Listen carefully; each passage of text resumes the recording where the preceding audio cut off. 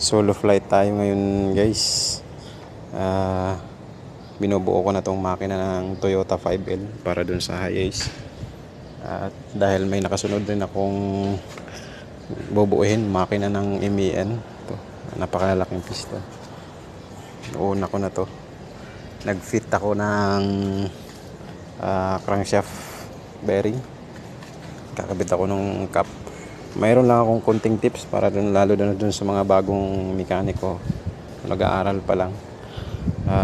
Pag nagkakabit kayo ng main cap, always nasa forward tong arrow na to. Although meron siyang numbering, sundin nyo na lang po yan. Meron kasing iba, walang numbering. Meron naman siyang palatandaan na arrow. Always forward po yan, papuntang harapan. Yan po yung harap. Yan pa yan. Maliit lang na tips yun, pero napaka useful. As per manual, maghihigpit tayo ng, ang final torque nito as per manual is 76 foot-pounds. Magsisimula tayo 40, tapos yung 76 na final. Tsaka ikutin tong crankshaft kung napakalambot ba o malambot ba siya. Kailangan hindi po siya magatid. Binibitin ko lang tong cellphone at wala tayong naghahawak. Nakapag-higpit na pala ako yata ng 40 dito.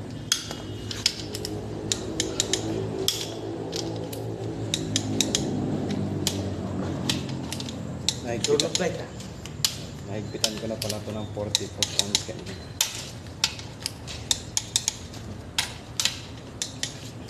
Nahigpitan ko na yan kanina.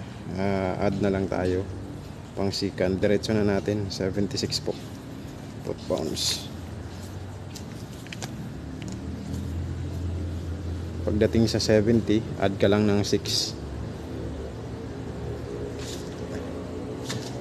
Nakikita nyo ba yan guys? Hindi ko alam kung nakikita nyo yan.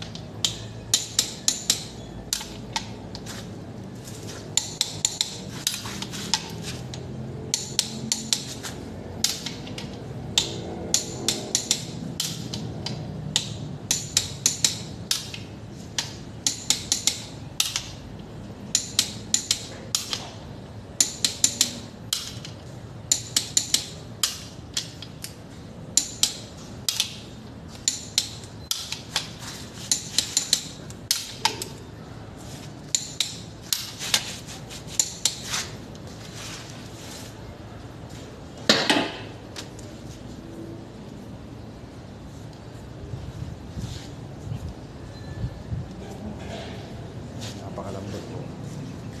Dapat ganyan po yan. Dapat malambot po siya pihitin kasi pagka naramdaman mong meron siyang, hindi ko na nakita to, hindi ko na ipakita sa inyo yung pag-fit nito, pero okay na po yan, standard na. Saka ako magkakamit ng piston, ng ganyan piston.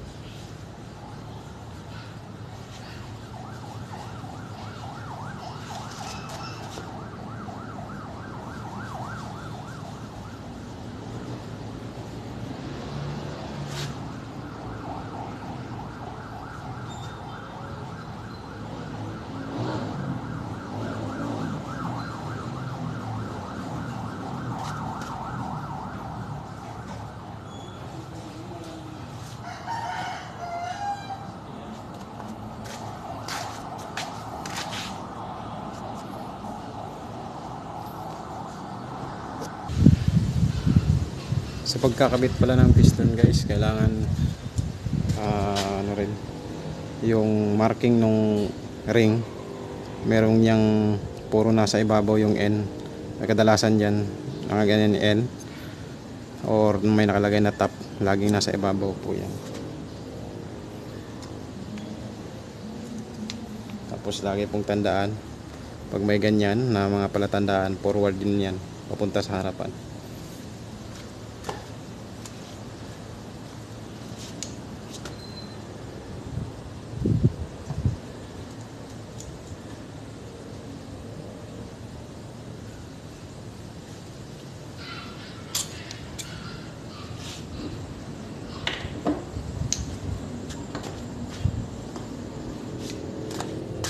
Tapos langis natin, importante langis.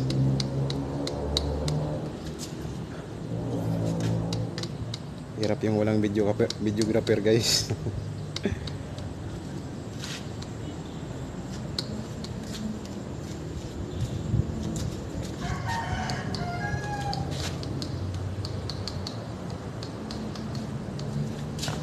Tapos yung cylinder wall, kailangan may langis din to para swabe pasok.